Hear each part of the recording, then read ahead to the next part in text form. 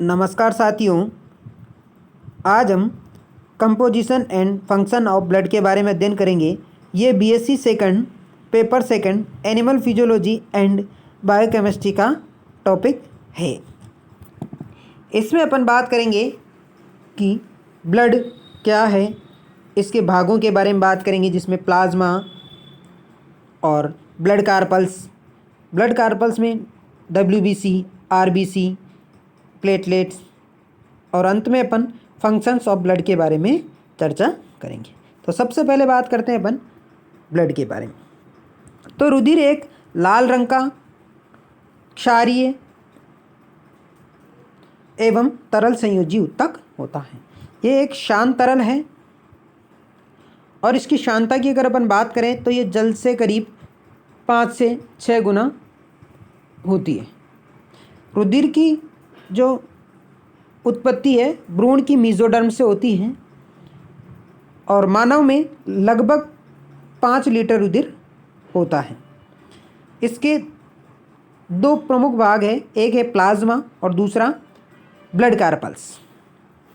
तो अपन सबसे पहले बात करते हैं अपन प्लाज्मा रिवर ऑफ लाइफ भी कहलाता है। रुधिर का तरल भाग को प्लाज्मा कहते हैं।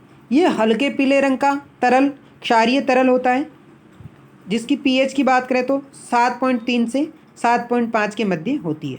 रुधिर का जो कुल आयतन है उसका 55% भाग प्लाज्मा होता है। प्लाज्मा में 90% जल एवं 10% विभिन्न कार्बनिक एवं अकार्बनिक पदार्थ घुलित या कोलाइडल रूप में होते हैं। अगर प्लाज्मा के अंदर कार्बनिक कंपोनेंट की बात करें तो प्लाज्मा प्रोटीन के रूप में होते हैं और ये 7 से 8% के मध्य होते हैं। अकार्बनिक लवण या जल अपघट्य 0.9% होते हैं। इन सब में प्रमुखता से जो होता है वो है सोडियम। प्लाज्मा के प्रमुख कंपोनेंट एवं उनके फंक्शंस का विवरण अपन देखते हैं। तो सबसे पहले बात आती है जल लगभग कितना परसेंट, 90% होता है और ये क्या है, ब्लड प्रेशर और ब्लड वॉल्यूम का रेगुलेशन करता है, साथ में क्या है, ट्रांसपोर्टेशन का काम भी करता है। दूसरे नंबर पे बात करते हैं अपन कार्बनिक पदार्थ की, तो उसमें पहले नंबर पे आता है एल्बुमिन प्रोटीन। ये लगभग 4.5% के आसपास होता है और ये ऑस्मेटिक प्रेशर उत्पन्न करने का काम करता है। कार्बनिक पदार्थ में जो अगला आता है ग्लोबुलिन प्रोटीन 3 प्रकार की होती है। इसमें जो alpha globulin protein, beta globulin protein और गामा ग्लोबुलिन प्रोटीन, इनकी मात्रा लगभग 2.5% के आसपास होती है। अल्फा और बीटा ग्लोबुलिन प्रोटीन ट्रांसपोर्टेशन का कार्य करती है, जबकि very very important gamma globulin protein antibody निर्माण का कार्य करती है। किसका? एंटीबॉडी निर्माण का कार्य करती है। उसके अलावा फाइब्रोनोजन होता है 0.3% के आसपास और ये क्या करता है, ब्लड क्लोटिंग का कार्य करता है। प्रोथ्रोम्बिन 0.3% के आसपास होता है और ये भी क्या करता है, ब्लड क्लोटिंग का कार्य करता है। इसके अलावा ग्लूकोज 0.1% पोषक पदार्थ है और कोशिकीय ईंधन है। अमीनो अम्ल 0.04% पोषक पदार्थ है। फैटी एसिड और ग्लिसरॉल 0.5% पोषक पदार्थ है। हार्मोन और एंजाइम नियामक पदार्थ और जैव उत्प्रेरक का कार्य करते हैं। यूरिक अम्ल और यूरिया अपशिष्ट पदार्थ है। और अकार्बनिक पदार्थों की बात करें तो Na+, K+, Ca+2, Mg+2, Cl- SO4-2 इत्यादि, इन सब की मात्रा होती है 0.9% और ये क्या करते हैं, विलय विभव एवं पीएच का नियमन करते हैं। अब अंत में एक जो इम्पोर्टेंट बात है वो है ब्लड सीरम क्या होता है? तो जब प्लाज्मा में से फाइब्रिन प्रोटीन को हटा दें तो शेष तरल क्या कहलाता है? सीरम। और सीरम में उपस्थित प्रोटीन्स के आधार पर ही रक्त समूह का निर्धारण होता है या रक्त समूह का निर्धारण किया जाता है। इस तरीके से अपन ने प्लाज्मा के बारे में और उसमें उपस्थित कंपोनेंट के बारे में चर्चा करी। ब्लड सीरम क्या होता है उसके बारे में अपन ने बात की। अब आगे अपन बात करते हैं ब्लड कार्पल्स, रुधिर कणिकाएं। रुधिर कणिकाएं प्लाज्मा में तैरती हुई पाई जाती है। रुधिर आयतन का 45% भाग ये कार्पल्स होती है। रुधिर कणिकाओं की प्रतिशतता को हीमेटोक्रिट कहते हैं। रुधिर कणिकाएं या ब्लड कार्पल्स 3 प्रकार की होती है। रेड ब्लड कार्पल्स या इरिथ्रोसाइट्स या आरबीसी।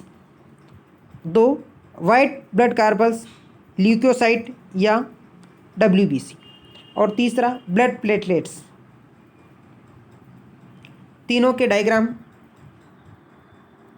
आरबीसी, डब्ल्यूबीसी और प्लेटलेट्स। अब अपन बात करते हैं आरबीसी के बारे में कि आरबीसी क्या है। तो ब्लड की अगर मुख्य कार्पल्स की बारे में बात करें तो वो कौन है? आरबीसी। मानव के रुधिर में लगभग 99% क्या होती है? आरबीसी। आरबीसी केंद्रक रहित, इंपॉर्टेंट बात है, वर्ताकार डिस्क रूपी उभयोत्तल होती है। इनमें माइटोकॉन्ड्रिया का अभाव होता है, इंपॉर्टेंट बात। इनका व्यास 7 से 8 म्यूएम और मोटाई की बात करें तो लगभग 2 म्यूएम होती है।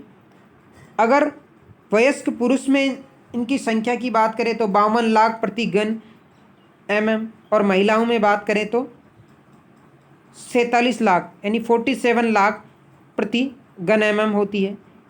इनके अंदर कोलाइडी मैट्रिक्स में एक हीमोग्लोबिन नाम का लाल रंजक प्रोटीन उपस्थित होती है। ये हीमोग्लोबिन एक संयुग्मी प्रोटीन है और ये क्या करती है? श्वसन वर्णक का कार्य करती है। किसका? श्वसन वर्णक का कार्य करती है। और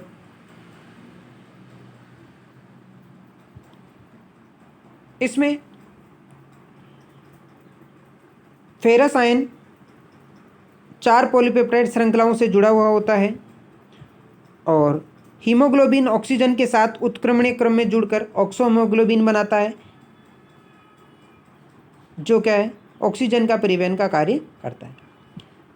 इनमें कार्बोनिल एनहाइड्रेट भी काफ़ी मात्रा में पाया जाता है। मानव में हीमोग्लोबिन की औसत मात्रा 15 ग्राम प्रति डेसीलीटर होती है।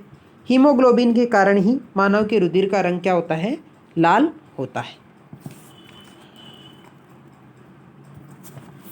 अब अगर अपन आगे बात करें कि आरबीसी का निर्माण कहाँ होता है, तो यहाँ मैंने केवल एक चीज़ मेंशन की है कि इनका निर्माण बोन मेरो में होता है। परंतु आपको जो ध्यान में रखने वाली बात यह है कि एम्ब्रियोनिक स्टेज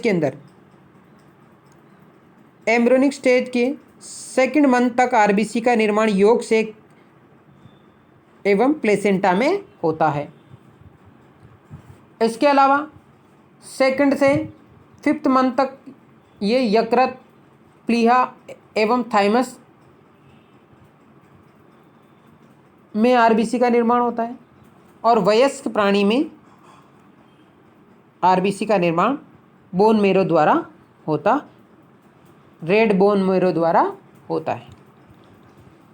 और जो आरबीसी का निर्माण करते हैं उन ऊतकों को कहते हैं इरिथ्रोपोइटिक टिश्यू। क्या कहते हैं? इरिथ्रोपोइटिक टिश्यू। ठीक है। आरबीसी का जीवन काल 120 दिन होता है। वृद्ध एवं कमज़ोर होने पर प्लीहा एवं यकृत में इनका विघटन होता है। हीमोग्लोबिन के प्रोटीन भाग को अमीनो अम्लों में तोड़ा जाता है। हीम समूह के लौह को यकृत में संग्रहित कर लिया जाता है तथा शेष भाग को बिलिरुबिन एवं बिलिरुबिन नाम के पित्त वर्णकों में परिवर्तित कर दिया जाता है। इस तरीके से अपन ने आरबीसी के बारे में बात करी। और इसका अगर मुख्य कार्य की बात करें तो ये क्या करता है, ऑक्सीजन के वहन का कार्य करते हैं, क्योंकि इसमें क्या है, हीमोग्लोबिन नामक एक प्रोटीन होती है जो क्या काम करता है, ऑक्सीजन का परिवहन का कार्य करता है। अब बात करते हैं अपन आगे डब्ल्यूबीसी। तो इनको ल्यूकोसाइड भी कहते हैं।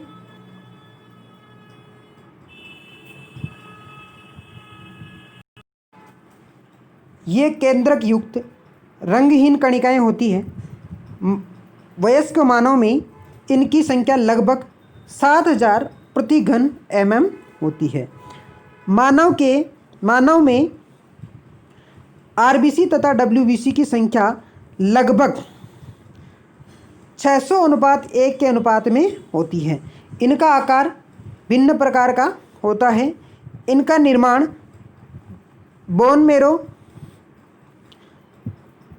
तथा लसिका उत्तकों में होता है।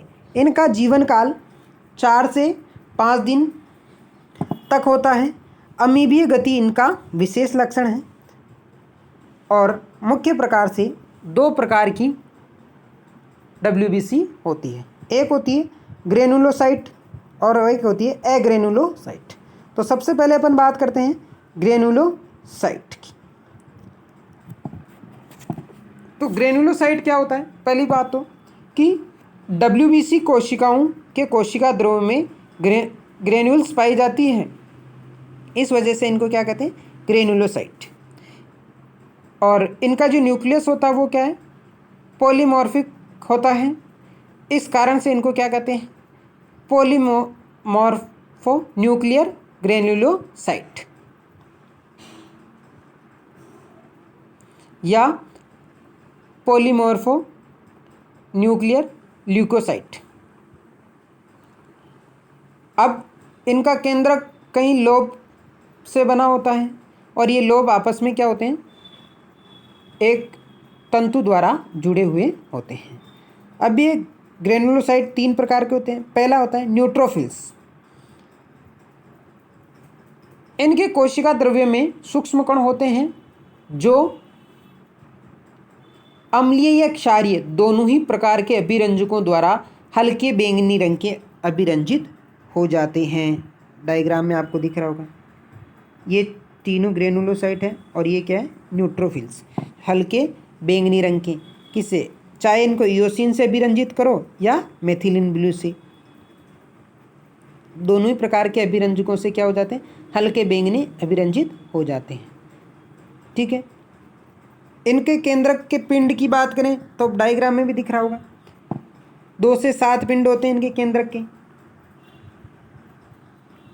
इनके केंद्रक में 2 से 7 पिंड होते हैं। जी देखो, इसमें आपको 4 पिंड दिख रहे हैं लगभग। अब बात करें तो इनका क्या कार्य करती है, ये जीवाणु को नष्ट करने का काम करती है और न्यूट्रोफिल्स कोशिका की भित्ति के आर पार जा सकते हैं। इस कारण से इनको क्या कहते हैं, कोशिका पारण कहते हैं। और कुल डब्ल्यूबीसी की संख्या का लगभग 62% क्या होते हैं, न्यूट्रोफिल्स होते हैं। अब दूसरा होता है इओसिनोफिल्स, लगभग 2.5% के आसपास कुल डब्ल्यूबीसी की मात्रा का होते हैं। और कोशिका द्रव्य में जो इनके कण होते हैं वो अम्लीय अभिरंजक जैसे इयोसिन से क्या है, गहरे लाल रंग के या गुलाबी रंग के अभिरंजित हो जाते हैं। आपको डायग्राम में भी दिख रहा है, गहरे लाल रंग के या गुलाबी रंग के इयोसिन से अभिरंजित करने पर ये क्या होते हैं, गहरे लाल या गुलाबी रंग के अभिरंजित हो जाते हैं।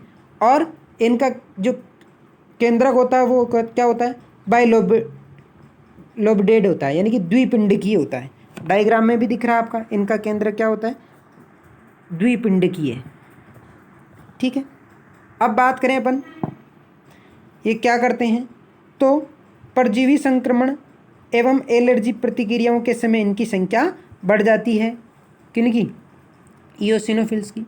इनमें एंटी हिस्टामिक गुण पाया जाता है। ठीक है। अब बात करते हैं अपन बेसोफिल्स। टोटल WBC का 0.5% होते हैं। और अगर इनके कोशिका द्रव्य में उपस्थित कणों को मेथिलीन ब्लू से अभिरंजित करें तो ये क्या होते हैं, नीले रंग के अभिरंजित हो जाते हैं, जो आपको डायग्राम में दिख रहा होगा। ठीक है, ये हिस्टामिन और हिपेरिन प्रोटीन उत्पन्न करती है।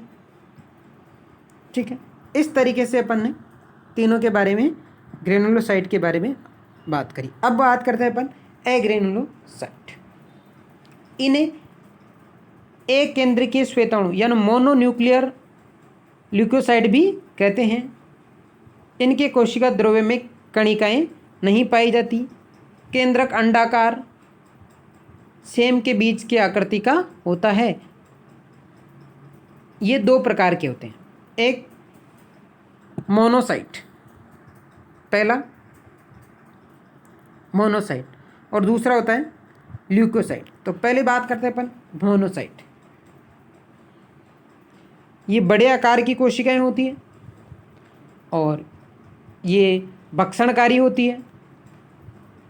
ये रुधिर से ऊतकों में आती है, ऊतकों में काफ़ी बड़े आकार की हो जाती है, तब इन्हें क्या कहते हैं, मैक्रोफेज कहते हैं। क्या कहते हैं, मैक्रोफेज। मैक्रोफेज मोनोसाइट को कब कहते हैं, जब ये क्या करते हैं, रुधिर से टिश्यू में आ जाती है और इनका आकार क्या हो जाता है, बड़ा हो जाता है, तब इन्हें क्या कहते हैं, मैक्रोफेज कहते हैं। मैक्रोफेज अत्यधिक भक्षणकारी होते हैं, जो बड़े कणों एवं जीवाणु का भक्षण कर सकते हैं। अब यहाँ एक इम्पोर्टेंट बात ध्यान में रखनी है, ये किसका निर्माण करते हैं, फर्स्ट लाइन ऑफ डिफेंस का। तो मैं आपको बात बता दूं कि मैक्रोफेज और न्यूट्रोफिल्स मिलकर शरीर में भक्षणों का तंत्र बनाते हैं, जो संक्रमण के विरुद्ध फर्स्ट लाइन ऑफ डिफेंस के रूप में कार्य करता है। और इनकी संख्या कुल WBC की मात्रा की 5% होती है। अब बात करते हैं अपन लिम्फोसाइट की। तो ये इनकी आकृति दिख रही है, अंडाकार होती है बिल्कुल, और मोनोसाइट की तुलना में छोटे होते हैं ये आकार में। और ये थाइमस ग्रंथि एवं लसिका ऊतकों में ऐसी कोशिकाओं से उत्पन्न की जाती है जिनका उद्भव अस्थि मज्जा से होता है। एंड कहने का मतलब, इनको वो कोशिकाएं थाइमस ग्रंथि और लसिका में उपस्थित वे कोशिकाएं इनको उत्पन्न करती है जिनका निर्माण कहाँ हुआ होता है, बोन मेरो में हुआ होता है। अब अपन बात करें तो ये इनका जीवन काल 2 से 100 दिनों तक हो सकता है। इनमें भी अमीबी गति होती है और कुल श्वेताणु की लगभग क्या होते हैं, 30%। इनकी मात्रा कितनी होती है, कुल श्वेताणु की 30% इनकी मात्रा होती है। और ये छोटी लसिकाणु टी लिम्फोसाइट या टी सेल्स और बी सेल्स का निर्माण करती है, जो प्रतिरक्षा के लिए प्रतिपिंडों का निर्माण एवं बाहरी कोशिकाओं को मारने का कार्य करती है। इस तरीके से अपन ने एग्रेनुलोसाइट के बारे में भी चर्चा की। अब नेक्स्ट अपन बात करते हैं प्लेटलेट्स। ये बहुत छोटे व्यास की कोशिकाएं होती हैं। इनकी आकृति अनियमित होती है, केंद्रक का अभाव होता है, इनका निर्माण अस्थि मज्जा में होता है। रक्त में इनकी संख्या लगभग 3 लाख प्रति घन mm तथा जीवन काल 5 से 7 दिन तक होता है। यकृत एवं प्लीहा में इनका विघटन होता है। रुधिर का थक्का निर्माण की प्रक्रिया को प्रारंभ करने में इनका महत्वपूर्ण योगदान होता है। किनका, प्लेटलेट्स का। अब अपन बात करते हैं फंक्शंस ऑफ ब्लड। तो सबसे पहला, ट्रांसपोर्टेशन ऑफ ऑक्सीजन। आरबीसी की हीमोग्लोबिन फेफड़ों में ऑक्सीजन, फेफड़ों से ऑक्सीजन को लेकर या फेफड़ों में ऑक्सीजन लेकर एक अत्यंत अस्थायी जटिल कॉम्प्लेक्स बनाती है, जिसको बोलते हैं ऑक्सी हीमोग्लोबिन कॉम्प्लेक्स। ये ऑक्सी हीमोग्लोबिन कॉम्प्लेक्स विभिन्न शरीर के विभिन्न ऊतकों तक पहुंचता है तथा शरीर में ऑक्सीजन की सप्लाई करता है। दूसरा, ट्रांसपोर्टेशन ऑफ कार्बन डाइऑक्साइड। दैहिक या शरीर की कोशिकाओं द्वारा CO2 का निर्माण उपापचयी अंत उत्पाद के रूप में होता है और CO2 को रक्त फेफड़ों तक निष्कासन के लिए समय या परिवहन करता है। अब बात करते हैं अपन खाद्य पदार्थों का वितरण। आहार नाल से पचित भोजन रक्त रुधिर में गुलित रूप से शरीर के विभिन्न अंगों व कोशिकाओं को ऊर्जा प्राप्ति, वृद्धि, संश्लेषण आदि आवश्यक कार्यों के लिए वितरित किया जाता है। चौथा, रेगुलेशन ऑफ बॉडी टेम्परेचर। शरीर का ताप समान बनाए रखने का कार्य भी कौन करता है? रुधिर। Transport of hormones. शरीर में जो एंडोक्राइन ग्लैंड्स जो विभिन्न हार्मोन स्रावित करती है, उनका नियमन और परिवहन का कार्य करता।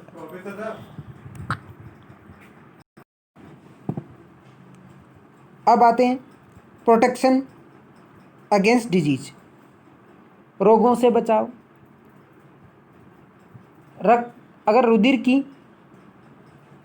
WBC कोशिकाएं विभिन्न हानिकारक जीवाणुओं का भक्षण करती है और उन्हें शरीर से बाहर निकालती है। Repair of injury. शरीर के क्षतिग्रस्त भागों, चोट से उभरने में WBC की विशेष भूमिका होती है। अब नेक्स्ट है फॉर्मेशन ऑफ ब्लड क्लॉटिंग। चोट या घाव से बहते रक्त का विशिष्ट प्रक्रिया द्वारा शीघ्रता से क्लॉट बन जाता है, जिससे रक्त का बहना रुक जाता है। और रक्त का थक्का बनने की प्रक्रिया में भी कौन भाग लेता है? रक्त में उपस्थित प्रोटीन। नेक्स्ट बात करते हैं अपन उत्सर्जित पदार्थों का परिवहन। उपापचय के फलस्वरूप निर्मित यूरिया एवं यूरिक अम्ल जैसे अंतिम उत्पादों को शरीर से बाहर निकालने के लिए किडनीज तक पहुंचाने का कार्य भी रक्त ही करता है। वाटर बैलेंस बनाने का काम, शरीर के अंदर जल संतुलन बनाए रखने का कार्य करता है रुधिर। इसके अलावा अंतिम रोगों का निदान, डायग्नोसिस ऑफ डिजीज। रुधिर में उपस्थित विभिन्न घटकों एवं रसायनों के उचित परीक्षण के द्वारा विभिन्न रोगों का निदान रक्त परीक्षण द्वारा ही संभव हो पाता है। इस तरीके से अपन ने फंक्शंस ऑफ ब्लड के बारे में भी बात करी। धन्यवाद।